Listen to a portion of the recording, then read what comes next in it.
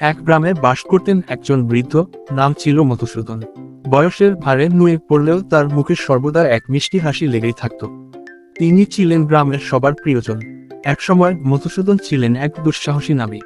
তরুণ বয়সে তিনি সমুদ্র পাড়ি দিয়ে বহু দেশ ঘুরেছেন। তার গল্পগুলো ছিল রূপকথার মতো, সাগরে ঝড়, জলদস্যুদের আক্রমণ, অজানা দ্বীপের সন্ধান। কিন্তু বয়সের সাথে সাথে তিনি ফিরে এলেন নিজের ছোট্ট গ্রামে, যেখানে তার শৈশব কেটেছিল।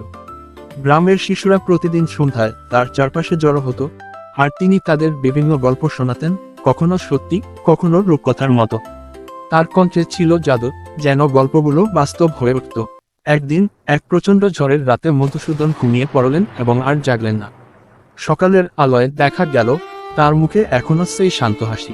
গ্রামের মানুষ বিশ্বাস করল তিনি নতুন এক অভিযানে বেরিয়েছেন, এবার স্বর্গের পথে। তার স্মৃতির জন্য গ্রামবাসীরা একটি ছোট পাঠাগার তৈরি করলো, যেখানে তার গল্পগুলো লেখা থাকলো, যাতে ভবিষ্যৎ প্রজন্ম সেই রূপকথার স্বাদ পেতে পারে।